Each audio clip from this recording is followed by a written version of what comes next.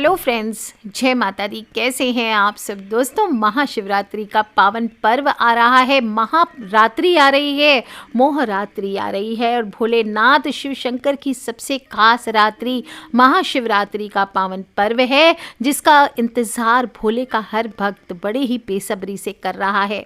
कहीं शिव की बारात निकालने की तैयारी है तो कहीं शिव में समा जाने की होड़ लगी हुई है। और शनिवार 18 फरवरी को फागुन माह के प्रदोष व्यापिनी कृष्ण चतुर्दशी के उपलक्ष्य में महाशिवरात्रि का पावन पर्व मनाया जाएगा। मंदिर मंदिर घर घर रत जगे होंगे, विशेष पूजन किया जाएगा, रुद्र अभिषेक किए जाएंगे और कई सारे काल सर्प दोष के शनि दोषों के उपाय किए जाएंगे। खासकर शनिवारी महाशिवरात्रि है तो इस बार भोलेनाथ पर आप शनि देव का नाम लेकर के एक मुट्ठी काले तिल चढ़ा दीजिए, आपके सारे शनि दोष शांत हो जाएंगे।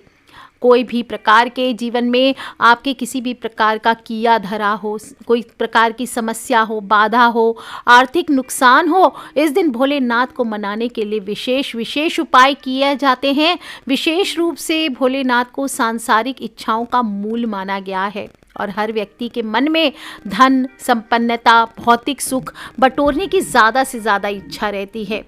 जाता वो सबसे पहले अध्यात्म की ओर है, पर किस लिए जाता है? मटेरियलिस्टिक चीज़ों की प्राप्ति के लिए कि हे भगवान मुझे पैसा दे दे, हे भगवान मुझे पत्नी दे दे, हे भगवान मुझे घर दे दे, हे भगवान मुझे बंगला दे दे, गाड़ी दे दे। यही मांगने के लिए विशेष रूप से एक आम आदमी सीधा साधा होता है, वो सोचता है कि चलो इन सब चीज़ों से मेरे जीवन की नैया पार लग जाएगी। पर ऐसी होड़ में वो ये भूल जाता है कि अगर आप आध्यात्म मांगे, भगवान से उनकी कृपा मांगे, तो सभी पूर्तियाँ, आपकी जो मटेरियलिस्टिक पूर्तियाँ हैं वो भी अपने आप ही पूर्ण हो जाती है।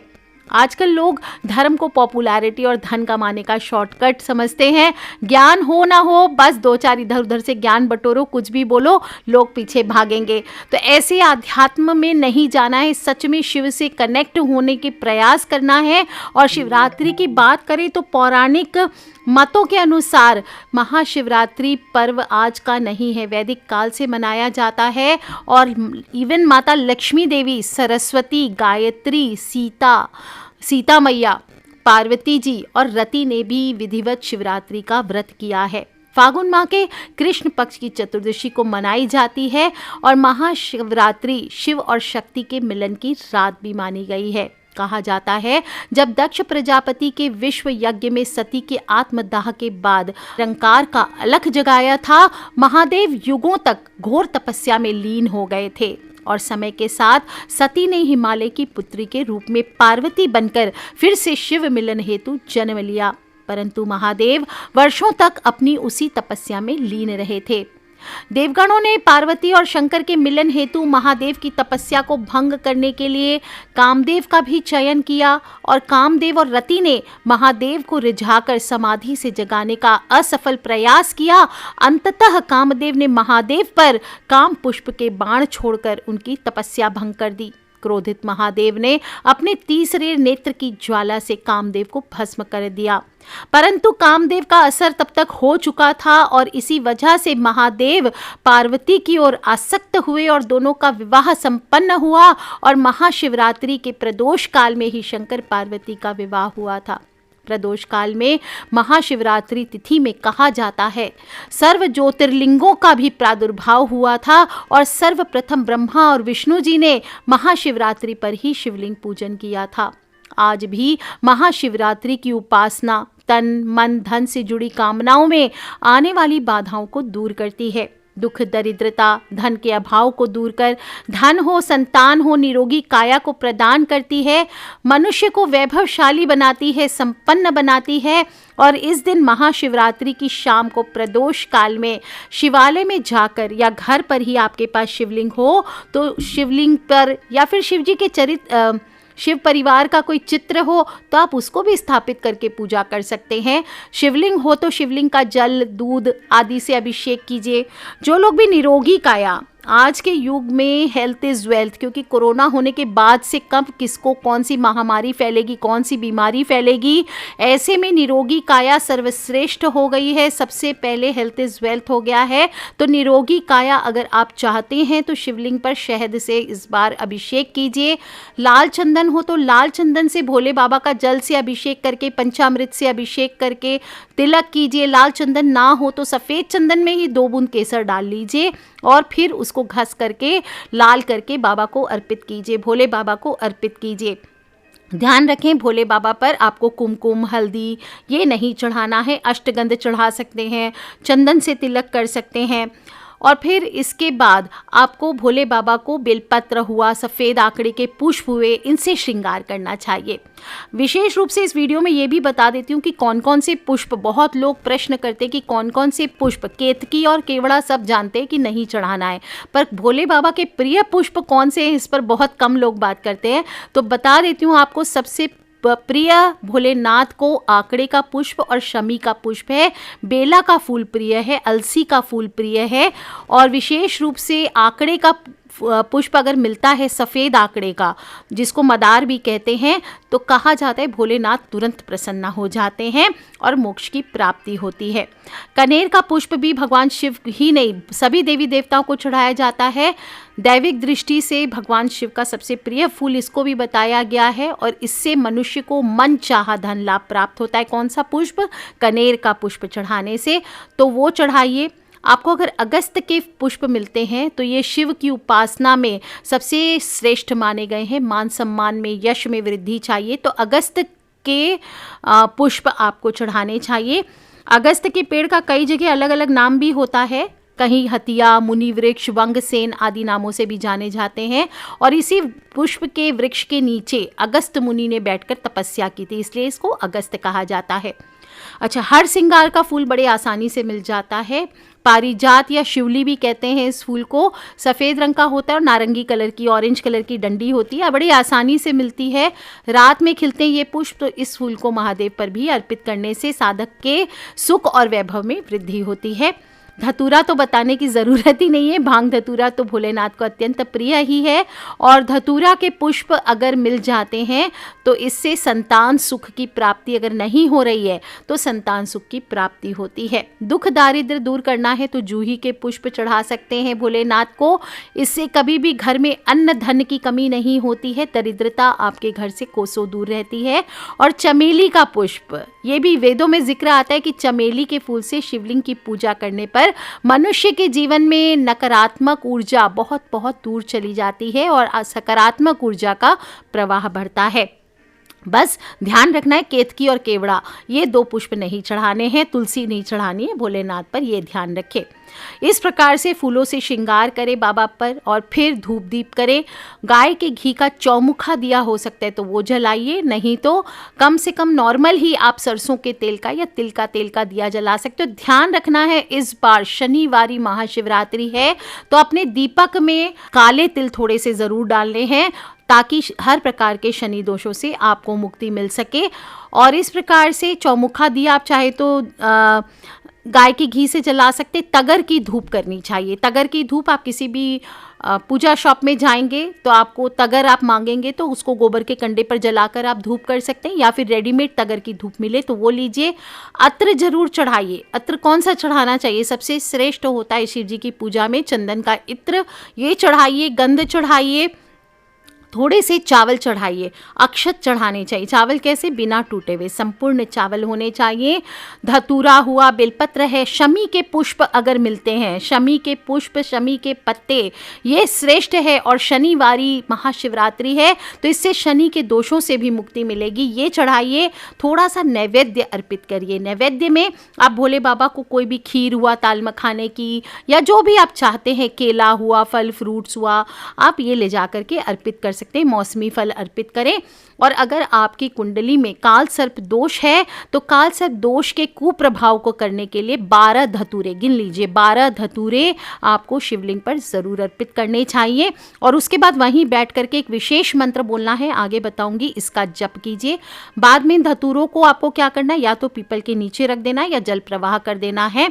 और मंत्र कौन सा बोलना है आपको? 1.25 जप से अभिमंत्रित अगर आपके पास रुद्राक्ष की माला है, चंदन की माला है, तो इससे आपको शिवलिंग के सामने बैठ करके ओम नवकुल नागाय विद्महे विषदंताय धीमहि तन्नो सर्पः प्रचोदयात्, क्या बोलेंगे? ओम नवकुल नागाय विद्महे विषदंताय धीमहि तन्नो सर्पः प्रचोदयात्। इस मंत्र का आपको जप कर जाना है और हो सके तो बाबा को 108 औषधि से स्नान करा के उस जल से स्वयं स्नान कीजिए, इससे आपको काल सर्प दोष से मुक्ति मिलेगी। बाकी जो लोग भी नॉर्मल मंत्र का जप करना चाहते हैं, ओम नमः शिवाय कर सकते हैं, ओम नाग देवताय नमः कर सकते हैं, ओम भ्रौंग स्रौंग शिवाय अमोघ विक्रमाय नमः। इस महाशिवरात्रि का ये अमोघ मंत्र आपको दे रही हूँ, ओम भ्रौंग स्रौंग शिवाय अमोघ विक्रमाय नमः। क्या बोलेंगे? ओम भ्रौंग स्रौंग शिवाय अमोघ विक्रमाय नमः।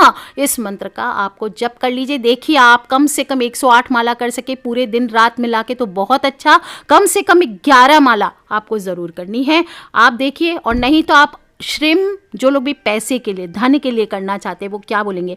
श्रीम, श्रीम यानी लक्ष्मी, श्रीम शितिकंठाय नमः शिवाय श्रीम। फिर से बोल देती हूँ, श्रीम शितिकंठाय नमः शिवाय श्रीम। इस मंत्र का जप कर जाइए। और विशेष रूप से अगर लगता है कि आपके जीवन पे कष्ट ज़्यादा है, बाधाएं ज़्यादा आती है, तो 4 सिक्के चढ़ा दीजिए शिवलिंग पर और इस मंत्र का जप करके बाद में वो जो 4 सिक्के हैं किसी चौराहे पर चले जाइए, रात्रि के समय जाइए, कोई देखे ना, और चारों दिशा में एक एक सिक्का फेंक कर घर आ जाइए। आप देखिए आपकी सभी प्रकार की बाधाएं नष्ट हो जाएगी। दोस्तों महाशिवरात्रि है और महा उपाय किए जाते हैं इस रात्रि पे। जो भी आप करेंगे उपाय, वो सभी आपके लिए जीवन में काम करेंगे। इस दिन भोग अवश्य लगाइए। लौकी के हलवे का भोग लगाते हैं। 2 चीज़ें होती है शिवजी का, एक तो शिवजी पर चढ़ी हुई चीज़ें खानी नहीं चाहिए। जो शिवलिंग को टच कर जाए वो चांडाल का भोग माना गया है, चंडेश्वरी का भाग माना गया है, उसको आपको नहीं खाना चाहिए। बाकी जो भोग आप लगाते हैं प्रसाद के तौर पर, उसे आप लेकर के, वो शिवलिंग को टच करके नहीं लगाया जाता है, थोड़ी दूरी पर रखकर भोग लगाइए और फिर उसे प्रसाद के रूप में अवश्य वितरण किया जा सकता है। तो इस दिन लौकी के हलवे का भोग लगा सकते हैं, ताल मखाने की खीर का भोग लगा सकते हैं। भगवान शिव महायोगी हैं, सबसे ज़्यादा उनको कंदमूल प्रिय होते हैं, तो वो सब चढ़ा सकते हैं। बाकी पंचामृत हुआ, भांग हुआ, धतूरा, दूध, ठंडाई, सफ़ेद रंग की कोई भी मिठाई चढ़ाइए, रेवड़ी हुई, चिरौंजी हुई, मिश्री हुई। महाशिवरात्रि की रात में विशेष रूप से जो लोग भी व्रत रखते हैं तो गुड़, चना और चिरौंजी ये मिला करके भोग लगा दीजिए और अगले दिन सुबह इसी से व्रत का पारण कीजिए। देखिए आपकी मनोकामनाएं कैसे पूर्ण होंगी। आप चाहें तो एक पात्र में केसर, दूध, दही, घी, शहद, इत्र, चंदन, भांग और चीनी मिला करके भोलेनाथ का अभिषेक करिए। बाद में 2 बूंद अपने मुख में ले लीजिए, ये भी बहुत चमत्कारी होता है। ज़्यादा नहीं पीना है। और आप लस्सी हुआ, मालपुआ हुआ, भांग के पकौड़े हुए, मखाने की खीर, ठंडाई, ये विशेष रूप से आप अर्पित कर सकते हैं।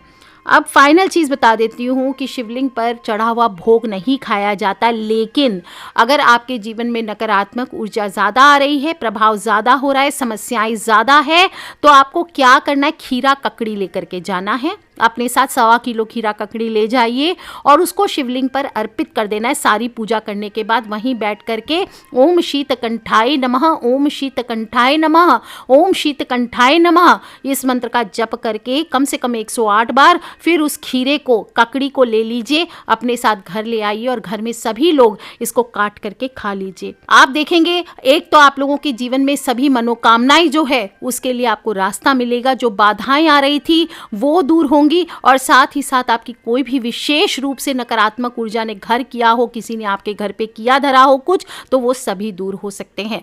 आप चाहें तो इस खीरे को ला करके, एक खीरा जैसे जन्माष्टमी पर आप फोड़ते हैं लड्डू गोपाल का जन्म कराने, इसी प्रकार से आप एक खीरा लेकर के अपने घर के मुख्य द्वार पर प्रवेश करने के पहले फोड़ दीजिए और फिर उस खीरे को टुकड़े टुकड़े होने के बाद लातों से मार करके उसे चारों तरफ फेंक दीजिए, दरवाजे के बाहर, घर के अंदर ना जाए, इस बात का ध्यान रखिए। देखिए आपके जीवन की कैसे सभी कठिनाइयां दूर होती है। इस महाशिवरात्रि पर आपकी सभी प्रकार की नकारात्मक ऊर्जा घर से दूर हो जाएगी। और घर में अगर धन का अभाव ज़्यादा है तो मंदिर से आप खीरा लाने के साथ साथ थोड़ा सा चंदन भी ले आइए। अगर भोलेनाथ पर चढ़ा हुआ चंदन आशीर्वाद के तौर पर प्राप्त हो सकता है तो अच्छी बात, नहीं तो घर से ही खूब सारा चंदन ले जाइए, उसमें से थोड़ा भोलेनाथ पर चढ़ा दीजिए, थोड़ा उतार कर ले आइए और फिर अपने घर के मुख्य द्वार में प्रवेश करने के पहले इस चंदन से अपने घर के दोनों ओर एक एक स्वस्तिक चिन्ह बना लीजिए और बीच में एक त्रिशूल बना दीजिए और फिर अपने घर में प्रवेश कीजिए या फिर घर के मेन गेट पर श्रीम लिख दीजिए। आप देखिए कैसे सभी बाधाएं आपके घर के बाहर तक ही रहेंगी, साथ ही साथ माता लक्ष्मी आपके घर और द्वार में दौड़ी दौड़ी चली आएंगी। तो आप सभी को महाशिवरात्रि की हार्दिक हार्दिक शुभकामनाएं। भोलेनाथ भोले बाबा आप सभी के कष्ट हरें। इसी सच्ची मनोकामना के साथ, इसी प्रार्थना के साथ आप सभी को महाशिवरात्रि की हार्दिक हार्दिक शुभकामनाएं। एक छोटा सा उपाय आप सभी से शेयर किया है, आप भी अपने फ्रेंड्स फैमिली, कुछ करें ना करें, अपने फ्रेंड्स फैमिली, मम्मी पापा, भाई बहन, बच्चे, सभी लोगों से इन छोटे छोटे उपायों को शेयर कीजिए, क्योंकि हमें नहीं पता कौन सा उपाय कब किसकी लाइफ बदल दे। So love you all friends, take care. जय माता दी, बम बम भोलेनाथ की आप सभी को महाशिवरात्रि की हार्दिक हार्दिक शुभकामनाएं। आज के लिए इतना ही। Take care friends, love you all. जय माता दी, बम बम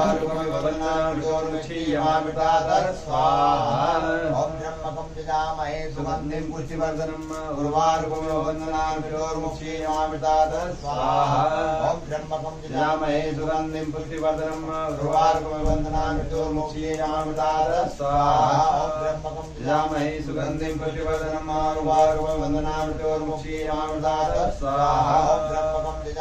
सुगंधिं पुष्टिवर्धनम्